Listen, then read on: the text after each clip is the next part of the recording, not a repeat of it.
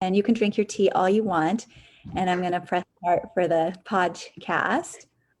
And we are now on the air in the podcast channel, and I'm excited to say we are about to be, if not already, live. Although it never really shows us that we're live on Facebook. It can be very confusing. Yeah, definitely. But yeah, so hello everyone. This is Misha Safran, and I am super excited to be welcoming my friend and coaching cohort. And I know I always say Johanna, but you know what? Honestly, is it Hirschler? Is that how you say your last name? No, No? it's How do you say it? Johanna Hirschler. Johanna Hirschler? Better, yeah, you're getting there. All right, everybody, I'm getting there. I love hearing that. I just don't want to disrespect people because I feel like names are part of our culture and who we are. So Johanna Hirschler? No, say that again. Hirschler. Hirschler. Okay. And Johanna is a German singer, songwriter, and vocal coach based in Brazil. She mentors aspiring professional singers to unleash their voice's diamond, ditch fear, and become an audience magnet. Woo, I need some of that. She's been singing before she learned to speak on stages for 22 years and has been teaching voice since 2015. She has sung in shows and concerts all over Southern Brazil, did a solo tour in Germany, and launched her EP. How do you say this? Uaçá Semente.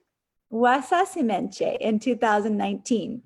Besides her work as a singer-songwriter, she performs jazz, Brazilian popular, and contemporary music as a soloist and in prize-winning vocal ensembles. And for those of you who are watching the live on Facebook or listening to the podcast in the Podbean channel, just know that I also posted the Facebook group. Johanna has created a new Facebook group, and it's super exciting. It is called the Singers Unleashing Their Voice and Stage Magnetism group. So feel free to join her Facebook group, and you will get to have more of Johanna and what she stands for, what she's creating. And yeah, I'm super excited. And for those of you who are watching, you already know I am Misha Safran. I created this group where the live Facebook is being presented, but it will also end up being on YouTube. The group in my Facebook is Authentic and Wholehearted Joy. The podcast channel that I have is called Coexistence, where we talk about love and hate, life and death, pain and really good feelings, and joy and sadness. It's all a coexistence. But I started this channel, podcast, and really content because of what has been going on in our country and the world, and how it can sometimes feel really, really hard to feel joyful, to feel happy. And so I wanted to put out a voice of hope that even in the darkest times, there is light. And that sometimes we might have to create that light. Sometimes we may have to look really hard for that light, but that it is there. So thank you for being my guest today. Yay. So how are you? So let's just dive in. How are you doing? You broke up for me, just the last piece. Oh, oh, what was the last thing you heard? The last thing? I don't remember. I was so like, oh my God, why is this happening now? I've been having some connectivity issues, so it's probably on my end. So hopefully we'll see what happens as far as the recording goes. But what I was saying was that I really wanted to make sure that I had some kind of content for people who were in despair or who were struggling to see the light, that even in times of darkness, there is light. And sometimes it just shows up, and sometimes we have to dig for it. Sometimes we have to create it ourselves. And then I was like, oh, and I'm so excited to have you here. So tell me, how are you? So I just repeat everything. Thank you. Thank you. I'm so excited to be here as well.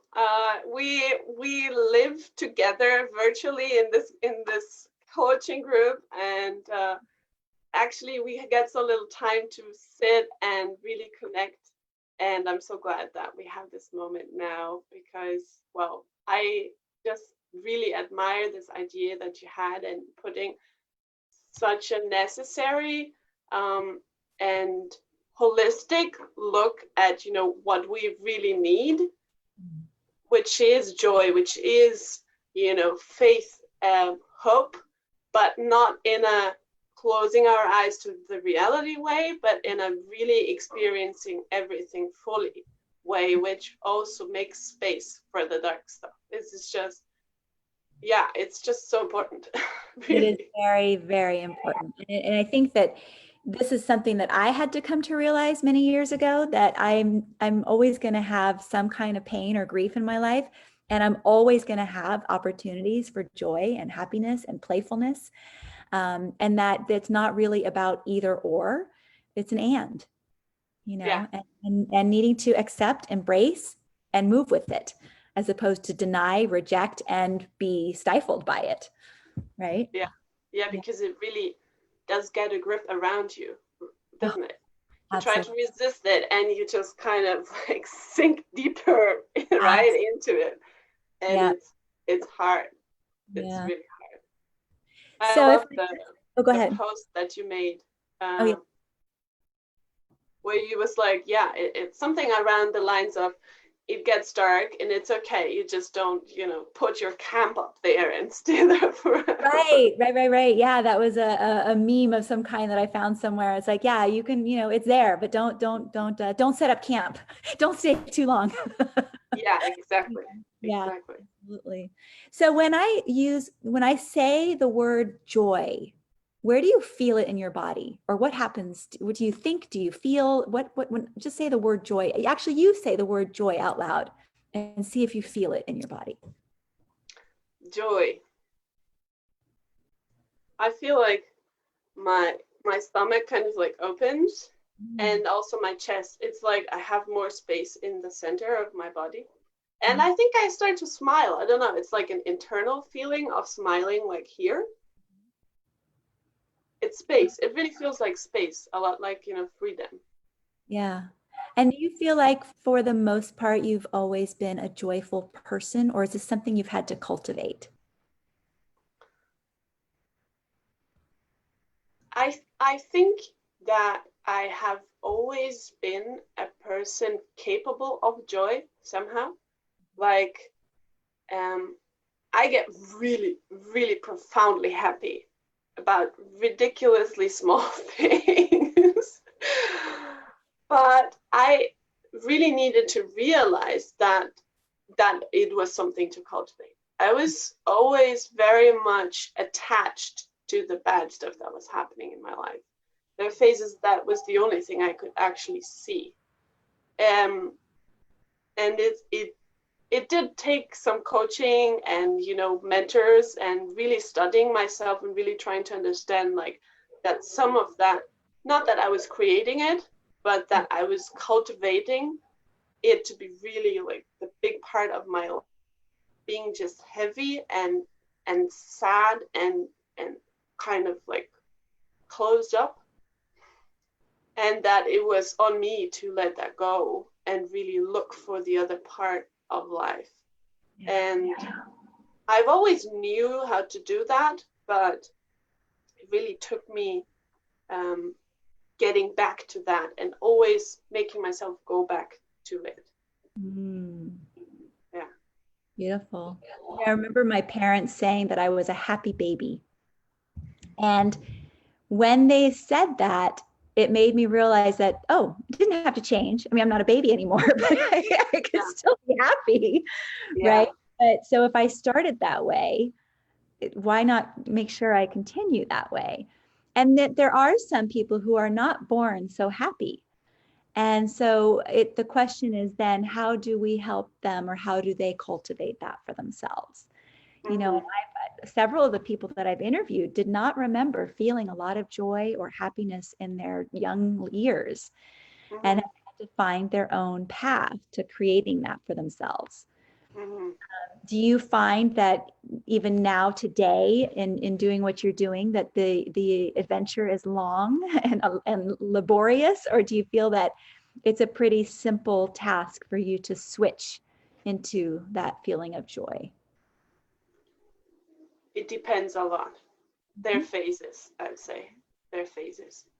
I've really gotten better at, reality checks and joy checks, and reminding myself regularly. I would have phases of like weeks or even months, just really submerged in some kind of. At the time, I didn't even think it was anything particularly wrong with that kind of way I was living. Yeah. But knowing now what I know, I was just like really down, like having heavy load, carrying heavy load on my shoulders, and my body's so tense. That is just not normal, or at least it shouldn't be for it. Nobody, nobody deserves that. And also knowing that, I grew up in Germany. I grew up in a rural setting. There wasn't really anything that you would call like a big problem in my life.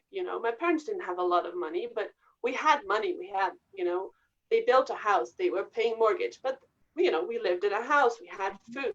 I went to a good school, I played music. I didn't suffer any of the real life-threatening problems that most people on this planet suffer. So, and it somehow, once you get over the guilt part of it, like feeling like, oh, why do I feel so bad? I don't have any reasons. It's actually really liberating to realize that, okay, some things really hurt, but you do have the resources to get over that. And I think I kind of lost my connection to what you were asking. Just about It's a hard thing. Yeah, I've gone back. I came from like being months or weeks in that kind of depression. I was never diagnosed, so I don't know if it's actually a depression, but like really hard look at life that was just closed and sad, to now it takes me sometimes a few days or just a few hours until I get out of that. So I feel just like, wow, my life's just so much better. Right. And I think that's the work right there is, what used to take years, months, weeks can now be just hours or even minutes until relief is discovered and felt, right? But it takes work. It's a practice. The work that I do with my clients, it's not that after 1 week of writing your gratitude, you're going to feel really good. You're going to feel a little better, but it's going to take a hell of a lot longer of routine than that. And I am so resistant to routine. I can get into routine for a few months and it's like, I want to do something different. But doing something different could actually cost me my joy, as long as I'm paying attention to what is that difference and what am I taking away if I'm doing this now, what am I not doing and how is that going to affect me? It's all connected, right? Yes. Yeah. It also affects relationships a lot. Oh, absolutely. Like it's, the way you deal with your own joy affects how you relate to others, and also obviously your relationship with them affects your joy a lot. Absolutely. So that was a big part of the work for me. Yes. And then we have the external forces. Like, in the sisterhood and the group that we have for coaching, I was sick for 2 weeks. People weren't seeing me very much. I was not a happy camper, And so there were people then who were concerned, who were reaching out and loving me up. But it wasn't the same. Like, it did affect my connection and relationships and the regularity of my community. And it was really important for me to stay connected even when I didn't feel good. And it was, but I think that that's when people can really get lost, is they can drop that, the desire drops and therefore the effort drops. But when we have a lack of desire, we still, I feel so strongly about, still have to make at least a few minutes of effort so that we don't completely lose all of our joy or happiness. In my case, it wasn't even the lack of desire. It's more of the lack of, like, the lack of feeling worthy of connection, or even like the point of it, something Absolutely. like that. Yeah. Yeah, I've suffered with depression. That's something I always have to call myself out for. When that comes up, I'm like, yeah, well, that's bullshit. Right. Yeah, you have to say it. This is not necessarily a show for children, so you can say that is bullshit. Awesome. Yeah, you can say that it is bullshit. as you want. Don't go down that lane. Does not work. Exactly. I really had to get very intentional about my relationships, and that makes a big difference. I'm still kind of learning it, but it has already made quite a bit of difference. So I want to ask you a question. I want to ask our viewers a question. I want to ask our listeners a question. And once this video is downloaded and put onto my YouTube channel, anybody who's watching on the YouTube channel, I want to ask this question. So is everybody ready? Only person that's going to be able to say yes is Johanna. So here's the question. What for you is the difference between feeling joy and feeling happy? So you can take a moment to think about that. Those of you who are listening on the podcast, you can certainly write a comment into the group. Those of you who are watching on Facebook Live can also post a comment in the group. And then anybody on YouTube can also post your comment below the video. So what is the difference between joy, feeling joy, and feeling happy? And Johanna, you get to answer it publicly. That's a really interesting question, because I'm not a native speaker, right? Right. And I have actually thought about, many cultures have different words for different states of mind. And I don't actually know what the difference is in English. I have kind of a feeling that joy is more the content part of it, and happy is more the running around, having fun, being all bubbly part of it. So it's a feeling though that you get when you say those two words, right? Yes. So yes. even as a non-native speaker. Do you get that too? Is that the same feeling you get? Yes. Wow, so I did get it right. Your English is beautiful. English. Well, there is no right or wrong. Truly, there is no. So what I try to, because people really do have a very different way of grasping. So somebody put in the comments in our Facebook Live, joy rising from within, and I know that I love my life, and happy is more transient, that their ego got what it wanted. Okay, interesting. Right? And for me, when I feel joy, it's something that is ever present. I may not have access to it all the time, but I know it's within me. Happy for me is when I see something and it excites me, or I go somewhere, or I get to go and spend time with my kids, or I watch a butterfly just slowly flutter past me. But I don't feel like I would feel the happy if I didn't have the joy inside. Yeah, I was going to say that. You can say it. Go ahead, say it. You get to say it too. I was going to point out exactly that thing, like, yeah, I don't feel it so separated.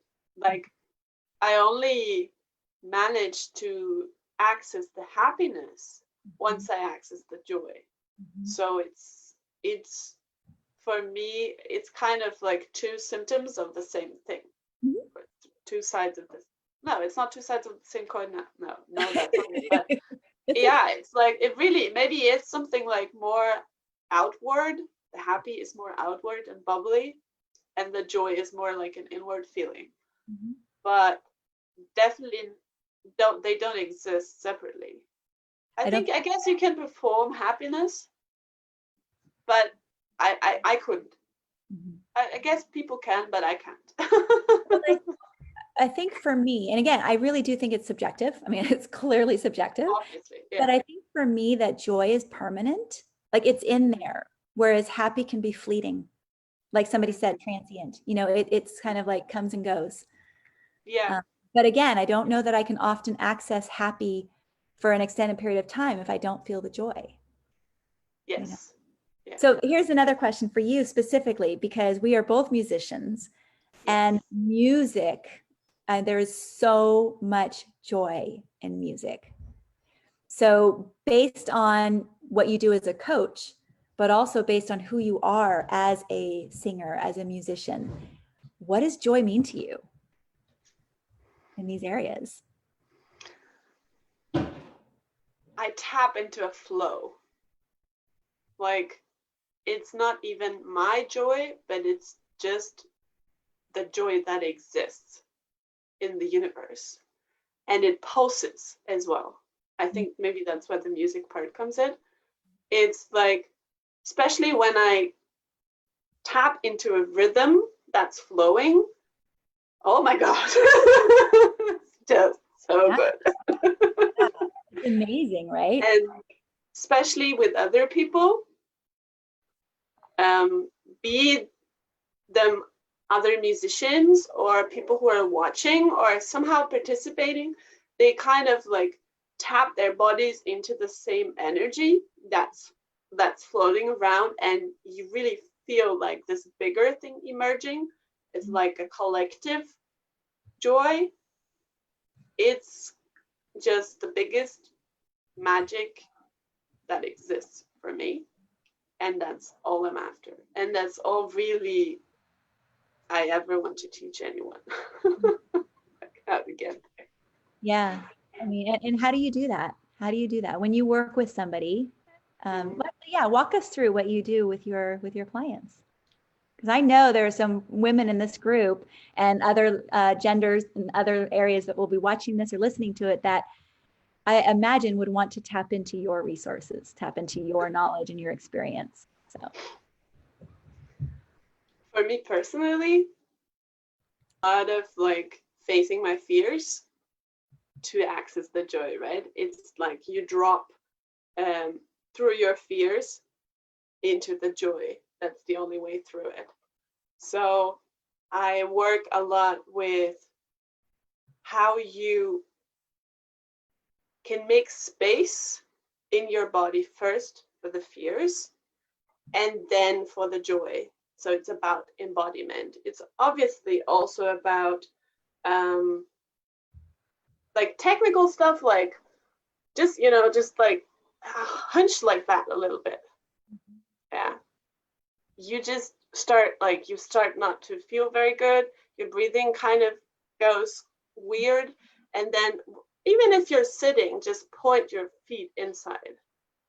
You kind of start feeling small, and when you open your feet again and really like step your ankles, no, well, your soles into the ground and just open your arms like that. You start, yeah, exactly. And you start to smile. That's what happens, right? That's what happens. We make space in the body for this kind of feeling. So there's ways where we can access emotions and go into the joy, and there's ways we can access the body and go into the joy. And basically one part is just vocal technique, right? Physiology of the voice. But it's always on the second kind of dimension of the work is the embodiment of the feelings that you're feeling and the feelings that then you want other people to feel, obviously, because if you're not feeling anything, they're not going to be feeling anything either. And so addressing the fears, feeling the fears is one thing, and then obviously really getting your routine, voice preparation routine dialed in, joyful, not a I have to do this routine, but a really dropping into your body, doing your vocal work routine, that when you want to perform, want to connect with people, you don't have to have those fears anymore because you're prepared. Your body does for you what you've shown it to do. So that's really the whole point of technique, right? set you free, to really feel comfortable with yourself. And for those who are a bit tighter on the stage fright part, I do get more deeper into how to really deal with like shaking in the body, how to continue singing when your brain goes all crazy, when your legs start to shake, when you feel like you don't have any breath anymore. Because this is energy that is actually beneficial for our connection. You know, there's energy in the body that we kind of put it inward, and we're like, oh my God, this is not supposed to happen, and it starts to really block us. But when we turn it around and really own it and point it outwards, it can just really intensify the connection we have with our audience. So I'm really a fan of people who have stage fright. Because of that. So do you? I used to have terrible stage fright. And Oh yeah, this me too. Yeah. So you do you know, work helped with me. people who are just singers, or do you work with people who would like to learn how to sing? Yeah, I've worked with a lot of people who would like to learn how to sing. I say I work with singers because it rings a bell in everyone who is a singer inside, even if they haven't owned that label for themselves yet. So people who say, I love music, but I can't sing worth a darn, they could call you and get some help from you, right? Definitely. Okay. Sure, because even my girlfriend says, oh no, you don't want to hear me sing. I'm like, yes, I do. I think everybody can sing, you know, but it's about like getting that strength and that courage and that almost like I'm worthy to sing more than just in the shower kind of mentality, right? Yeah. And there's the musical part, right? Why do you think you can't sing? Usually because either you hear you can't sing, which is a great sign because your ear works, and from your ear to your voice is just that little of a space, right? So we're really close to getting there. Or because other people told you can't sing, and that's a mindset thing. We get to that while we sing, and both reasons are not a reason not to sing. There's a third reason. Or when you sing, you don't hear Aretha Franklin, and you don't hear Carole King, and don't hear, you know, John Lennon. So you think, oh, I must not be a good singer.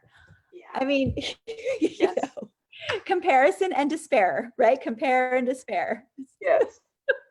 Realizing that everything we hear recorded is just so heavily produced, right, was one of the best things I did for my voice and for my self-esteem. Right, Getting into the studio and really seeing like none of what comes out is actually very close to what then is going to show up on the album. I was like, oh, okay.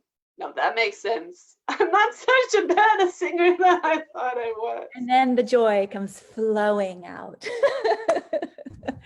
So we're just about time, but I would love for you to share, for those people who decide that they would like to join your Facebook group, the Singers Unleashing Their Voice and Stage Magnetism. You mentioned that you're having a live event coming up. Do you want to tell people about what that is? Yes, I do. I do have a live event coming up at the end of September. And we are going to talk about the 3 biggest, well-kept secrets, keys to unleashing your voice and connecting with the audience exactly the way we're talking about right now. And we're going to do some really practical exercises where you can start accessing your voice in a different way. You can start accessing your musicality in a different way, and your emotional depth in a way that really resonates with the audience and really resonates with yourself, with your true, authentic self, most of all, which is the greatest joy, right? Just being ourselves. We're being witnessed by other people and them tapping into our energy is just such a great experience. And so, Johanna, are you conducting this live in English, or do you work with clients from other backgrounds? What are the languages that you speak? I speak German, my native language, English, Portuguese, obviously. I speak some French. I understand Spanish and Italian. But are you able to work with clients who are of the different tongues that you speak, or just do you prefer Yes. just to work with English speaking clients? No, I work with Portuguese, the Brazilian Portuguese people. Most of my local students are from Brazil, and I've worked in German. I've worked in English. The other languages I haven't worked in. So those three work. Probably Spanish also works because Spanish and Portuguese Very are really similar. Yeah. Wonderful. Well, I'm so glad to meet another multilingual cohort. As people know, I do my coaching. I can do my coaching in French, Spanish, and English. So it's nice that those of you who are listening or watching to just remember Johanna and Misha, that we are multilingual coaches of different kinds. Johanna specifically walking through your fears as a musician, a singer, and I work to empower lesbian, bisexual, queer, and trans women to build on their self-care, their self-love, their compassion, and to create healthy communities for themselves. And I also work as an academic life coach with sixth graders through college, graduate school students, to help them strategize and create a more powerful study system for themselves and feel successful. And all of that, what Johanna does and what I do, brings more joy to your life. So I want to thank everyone for watching, listening. I want to thank you, Johanna, for being here and sharing your expertise, as well as just your general thoughts on the topic of joy. And is there anything else you would like to share with viewers or listeners at this time? I'm really grateful for the invitation. I loved talking to you. This is such an important subject, and I am really looking forward to seeing you guys in my group. Get everyone singing and being ourselves when we sing, and really tapping into that joy. That's the big joy, the music joy that connects all of us to the universe. Yes, fantastic. And if they don't participate with Facebook, what other ways can they communicate with you? I have an email address. Yeah, so if you want to give that to me, then I can post it below the videos in all and podcasts everywhere, and then Yeah. who are interested. Instagram. In Instagram. I'm on Instagram. Okay. And on Facebook. That's Great. basically So it. send me everything, and then I can add that to the comments so people can reach out to you if they want to do that and they don't join. Awesome. So awesome. Yeah, because I think if I have them try to remember my name, that's not going to happen. So check out the description. Misha's going to put well, it. and I have troubles too with people remembering my name. Well, they remember Misha, but looking us up can be challenging, right? So, Yes. All right. So I'm going to say goodbye, everyone, and thank you so much for being part of this journey for passing joy around the world, and really wanting to inspire everyone to take a few moments to breathe in joy and breathe out joy. It's not breathing in one and bringing out the other. It's really, truly breathing in joy for yourself and breathing out joy for others. And thank you for joining us today. Thanks. Bye-bye. Bye-bye, everybody.